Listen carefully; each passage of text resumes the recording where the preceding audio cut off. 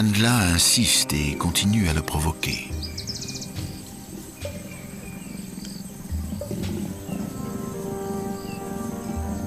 À la longue, son partenaire devient plus tendre.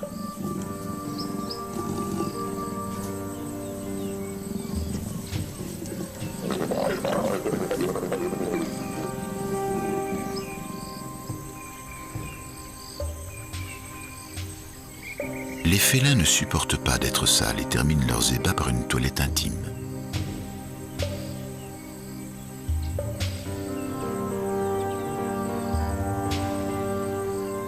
Après de nombreuses étreintes, le couple marque une pause. Ils sont devenus plus proches, ils apprennent à se connaître.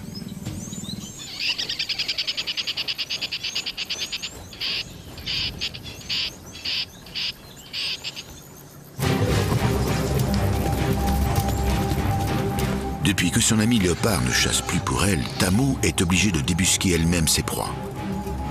La solitude lui apprend la technique. La chasse lui donne de l'endurance.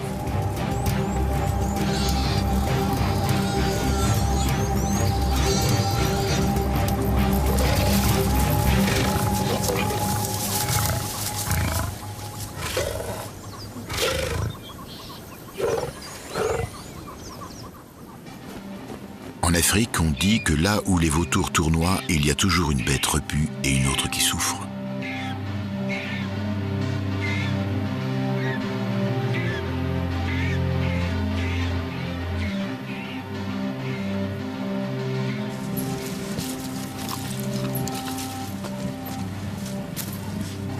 Après une semaine d'accouplement intensif, les partenaires épuisés se séparent.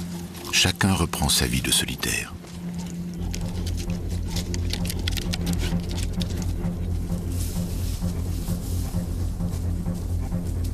Si Mandla devient mère, sa relation avec Tamu, la lionne, deviendra impossible.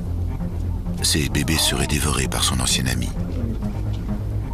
Les jeux affectueux des félins, cimentés par leur amitié depuis leur plus jeune âge, l'emportent sur la solitude et les rancœurs des proies volées.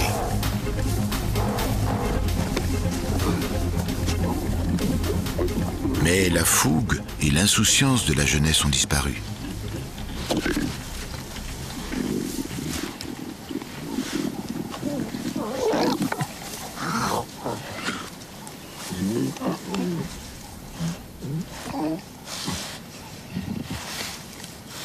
Mandla se lasse plus vite.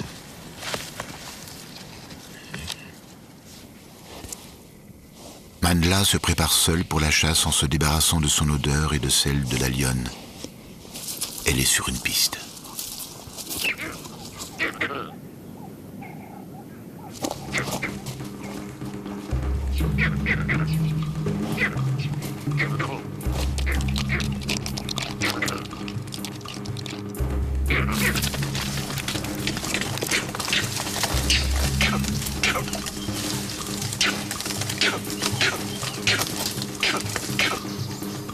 La capture s'avère difficile, car les singes changent d'arbre souvent et leur nombre empêche Mandla de se concentrer sur un seul.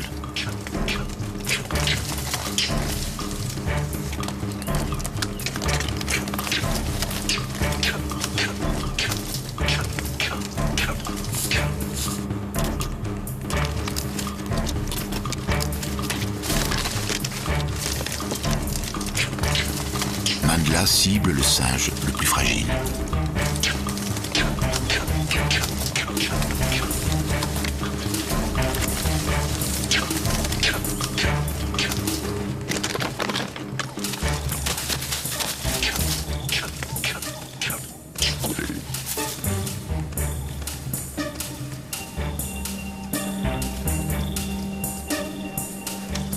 Mandla cherche un arbre assez haut pour y déposer sa proie, loin de tout prédateur.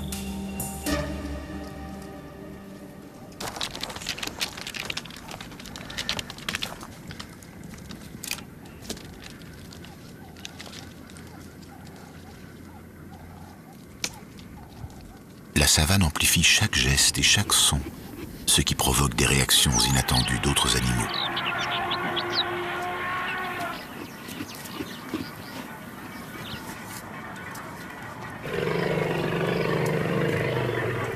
Les éléphants sont attirés par ce remue-ménage. Un rhinocéros rappelle aux éléphants qu'il pénètre sur son territoire.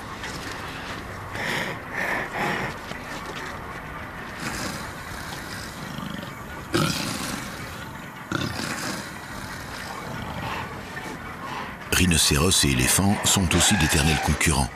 Ils se querellent aisément pour un territoire ou pour le pouvoir.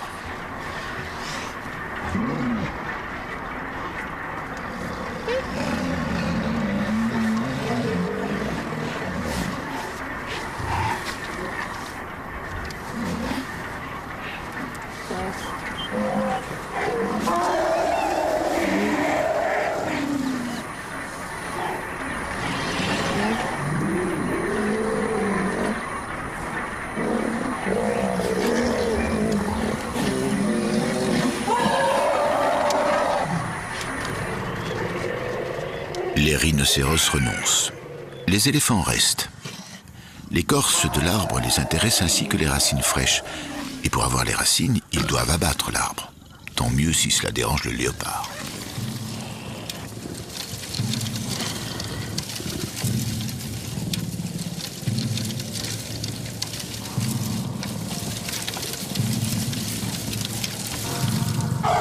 Mandla change de branche, mais s'affole.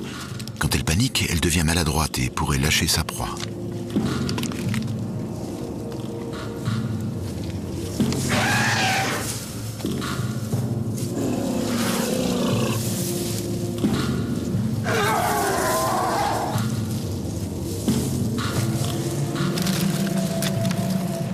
Elle est déterminée à ne pas laisser l'éléphant piétiner son trophée et s'enhardit.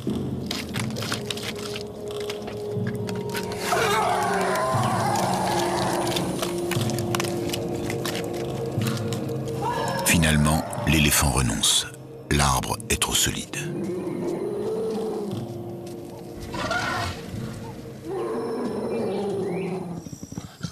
Cette nuit-là, Mandla, encore stressée par son aventure, ne fera qu'entamer son repas.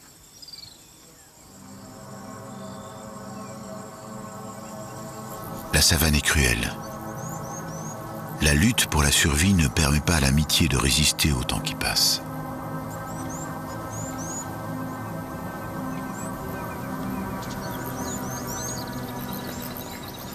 Au petit matin, Mandla a changé d'arbre. Tamu rejoint son ami.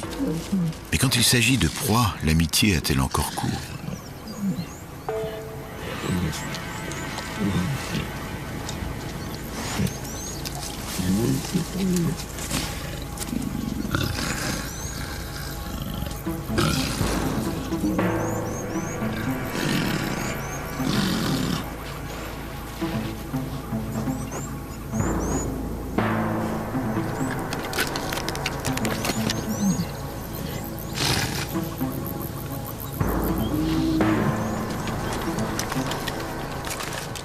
Mandla, prise de panique, risque encore une fois de lâcher sa proie.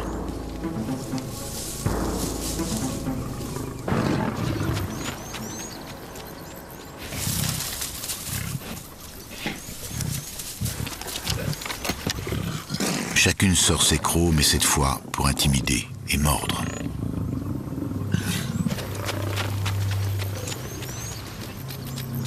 Mandla voit son repas disparaître et son affection pour la lionne se dissoudre.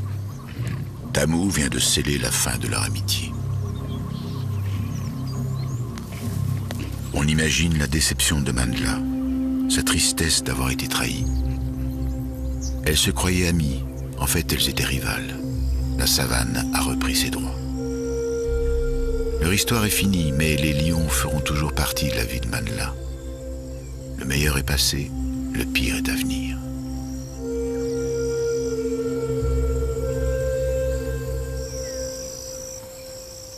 Un an plus tard, Tamu est devenue une belle femelle robuste de 200 kilos. Elle a enfin acquis sa maturité sexuelle. Aujourd'hui, âgée de 3 ans, elle est en chaleur. Un mâle la courtise. Il s'imprègne de son odeur.